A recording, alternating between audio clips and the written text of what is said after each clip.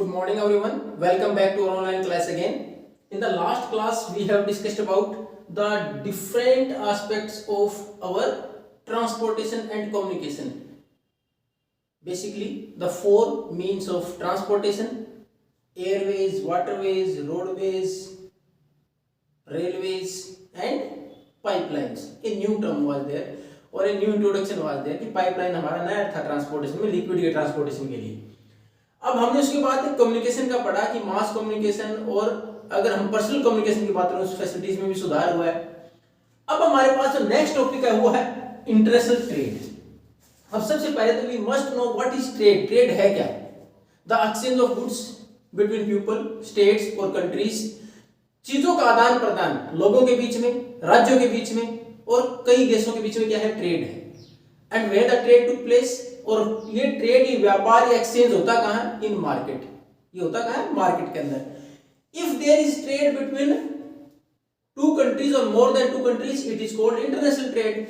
अब चीजों का आदान प्रदान अगर एक या दो देशों से ज्यादा के बीच में हो तो इंटरनेशनल ट्रेड है. And internal trade or the local trade between different cities, different towns, states, then between different states. तो ये हमारे यहाँ इंटरनेशनल की बात करें, between different countries international trade है.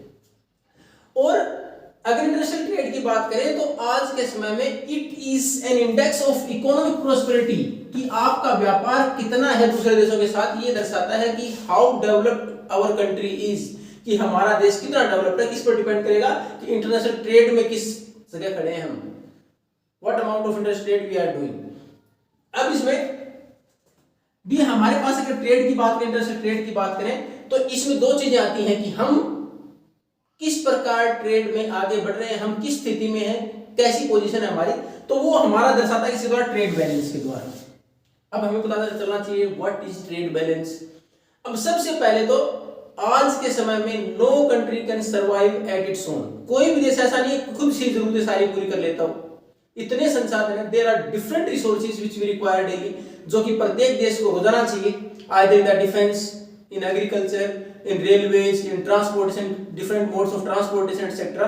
कि इतने सारे जो हमारे पास आईटी सेक्टर है, इनमें इतने सारे हमारे पास नई नई रिक्वायरमेंट होती हैं which can't be fulfilled through our own production और ओन रिसोर्सेज. हमारे खुद के संसाधनों से उसको पूरा नहीं किया जा सकता. इसलिए all the countries are depend on each other for different products. अलग अलग चीजों के लिए लगभग हर देश एक दूसरे के ऊपर निर्भर है. उसी में अब हम बात करें ट्रेड बैलेंस की. तो ट्रेड बैलेंस क्या होता है? इसका मतलब है कि फेवरेबल ट्रेड बैलेंस तब होगा when our export are more than our imports. अगर हमारा इंपोर्ट जो बाहर से आया तो उससे हमारा एक्सपोर्ट ज्यादा है, वी आर ट्रेड सरप्लस और favourable trade balance is there. तो हमारा संतुलन अच्छा है, हम अच्छी पोजीशन में. और यही अगर उल्टा हो जाए, if our imports are exceeding our export, हमारे एक्सपोर्ट से अगर इंपोर्ट ज्यादा है, then we are in trade deficit और non favourable trade balance is there. ये हमारे लिए फेवरेबल नहीं है. इसका मतलब हमें प्रोडक्शन बढ़ाना होगा, हमें हमारे एक्सपोर्ट को बढ़ाना होगा ताकि हम ट्रेड बैलेंस में आ पाए. तो जहां एक्सपोर्ट ज्यादा है, इंपोर्ट कम है, वी आर ट्रेड सरप्लस, हम अच्छे हैं व्यापार में, हमारी स्थिति अच्छी है देश की. और अगर ये उल्टा है तो it is not favourable for us, ये हमारे लिए अच्छा नहीं है. अब हम बात करें एक्सपोर्ट की, तो इंडिया से एक्सपोर्ट की बात करें तो ज्यादातर हमारे यहाँ एग्रीकल्चर एंड रिलेटेड प्रोडक्ट्स, जो हमारे एग्रीकल्चर से संबंधित प्रोडक्ट हैं, उनका हम एक्सपोर्ट करते हैं. उसके साथ साथ जो मिनरल्स वगैरह जैसे आयरन ओर वगैरह, इसका एक्सपोर्ट करते हैं. और भी बहुत सारी चीजें का हम एक्सपोर्ट करते हैं. लेकिन बेसिकली हमारे पास इसके अलावा केमिकल्स हैं और केमिकल्स अलाइड फैक्टर्स जितने भी हैं, तो केमिकल्स वगैरह उनका भी हम करते हैं बाहर. लेकिन बेसिकली हमारे पास एग्रीकल्चर और उससे संबंधित प्रोडक्ट्स हैं, और मिनरल्स में भी खासकर आयरन और जैसा है उसका हम एक्सपोर्ट ज्यादा करते हैं. उसके उल्टा हम इंपोर्ट की जहां तक बात करें तो हमारा सबसे ज्यादा जो इंपोर्ट पर पैसा लगता है वो क्या है? Petroleum and direct products, petroleum से संबंधित चीजें. उसके अलावा मशीनरी है वो बाहर से खरीदते हैं. हालांकि कुछ इंजीनियरिंग गुड्स जो हमारे पास है हम एक्सपोर्ट भी करते हैं, लेकिन जो हैवी मशीनरीज या एडवांस मशीनरीज हैं वो हम बाहर से इंपोर्ट करते हैं. ये हमारे बेसिक इंपोर्ट की चीजें हैं. उसके अलावा भी हैं प्रीशियस स्टोन्स वगैरह हैं, जेम्स, ज्वेलरी हैं. उसके बाद अगर हम इन सारी चीजों की बात करें तो ये हमारे पास इंपोर्ट के लिए महत्वपूर्ण सोर्सेज में है.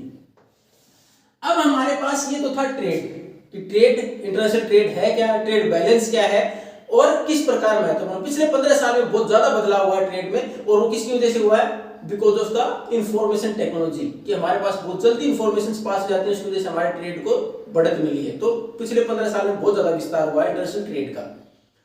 अब हमारे पास है टूरिज्म एज ए ट्रेड। अगर टूरिज्म की बात करें, पर्यटन, जैसे हम बोलते हैं समर वेकेशन हुई, we are supposed to move somewhere, कि चलो हम कुल्लू मनाली श्रीनगर, ये इस तरह की जगह पर जहां पे ठंडी जगह घूमने चले जाते हैं, तो ये क्या है? पर्यटन, ये टूरिज्म है। उसी प्रकार हम किसी दूसरे देश में चले जाएं और दूसरे देश के लोग हमारे यहाँ आते हो, तो ये क्या है? इंटरनेशनल टूरिज्म है, कि बाहर से हमारे यहाँ पर्यटक आ रहे हैं।